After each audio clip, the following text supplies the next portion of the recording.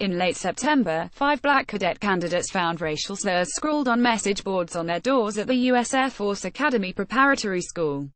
One candidate found the words, "Go home, N," written outside his room. His mother posted on social media, according to the Air Force Times. The racist messages roiled the academy in Colorado Springs and prompted the school to launch an investigation. They led its superintendent to dare a stern speech that decried their horrible language and drew national attention for its eloquence. Surrounded by 1,500 members of the school's staff, Lieutenant Gen. J. Silveria told cadets to take out their phones and videotape the speech, so you can use it, so that we all have the moral courage together. If you can treat someone with dignity and respect, Silveria said, then get out. The speech, which the Academy posted on YouTube, went viral. It was watched nearly 1.2 million times, grabbed headlines nationwide, and was commended by former Vice President Joe Biden and Sen. John McCain-Rares. But on Tuesday, the school made a jolting announcement. The person responsible for the racist messages, the Academy said, was, in fact, one of the cadet candidates who reported being targeted by them. The individual admitted responsibility and this was validated by the investigation, Academy spokesman Lieutenant Col. Alan Heritage said in a statement to the Associated Press, adding racism has no place at the Academy, in any shape or form. The cadet candidate accused of crafting the messages was not identified, but the Colorado Springs Gazette reported that the individual is no longer enrolled at the school. Sources also told the Gazette the cadet candidate committed the act in a bizarre bid to get out of trouble he faced at the school for other misconduct, the newspaper reported. The announcement thrust the Air Force Academy Preparatory School onto a growing list of recent hate crime hoaxes, instances in which acts of racism or anti-Semitism were later found to be committed by someone in the targeted minority group. On Monday, police in Riley County, Kansas, revealed that a 21-year-old black man, Dawntarius Williams, admitted to defacing his car with racist graffiti as a Halloween prank that got out of hand. Scrawled in washable paint were racist messages telling blacks to go home, date your own kind, and die. The incident provoked controversy and concern at nearby Kansas State University, especially after Williams spoke with the Kansas City Star, claiming to be a black student who was leaving the school because of the incident. He was not, in fact, a student. Officials decided not to file criminal charges against Williams for filing a false report, saying it would not be in the best interests of citizens of the Manhattan, community, police said in a news release. They said Williams was genuinely remorseful for his actions and published an apology on his behalf. The whole situation got out of hand when it shouldn't have even started, Williams said in the statement. I wish I could go back to that night, but I can't. I just want to apologize from the bottom of my heart for the pain and news I have brought you all. When reports circulated last week about the racial slurs on the car, African-American students at the nearby Kansas State University campus held a meeting to talk about the incident. Andrew Hammond, a journalism student at Kansas State, told the Kansas City Star Monday he was outraged and hurt to learn the crime was fake. As a black student who has witnessed racist incidents firsthand around Manhattan, this hurts the credibility of students who actually want to step out and say something about it, Hammond said. I'm not sure what type of human being does this kind of thing as a prank.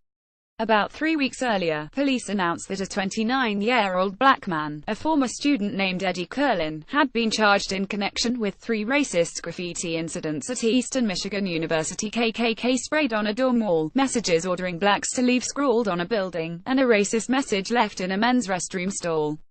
It's unclear exactly what prompts people to commit these hoaxes, stunts and false reports. But such revelations have become a major concern for civil rights activists who document racist and anti-Semitic incidents, particularly amid a rise in reported hate crimes since the 2016 general election. There aren't many people claiming fake hate crimes, but when they do, they make massive headlines, Ryan Lend, senior investigative writer for the Southern Poverty Law Center Intelligence Project, told ProPublica. All it takes is one false report, Lend said, to undermine the legitimacy of other hate crimes. These reports have also energized many right-wing commentators and President Trump supporters, who argue that reports about hate speech and racist graffiti are often fake accounts disseminated by liberal media.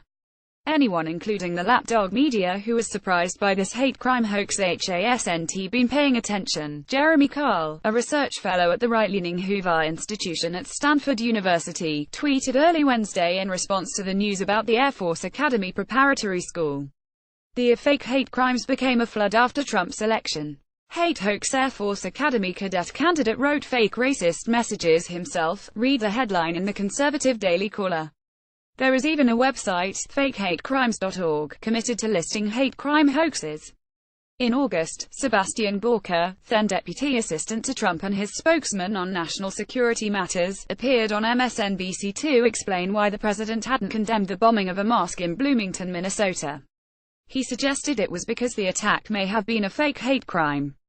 There's a great rule: all initial reports are false, Gorka said. We've had a series of crimes committed, alleged hate crimes, by right-wing individuals in the last 6 months, that turned out to actually have been propagated by the left. Despite the string of frauds, experts on hate crimes say that false accounts are still relatively rare.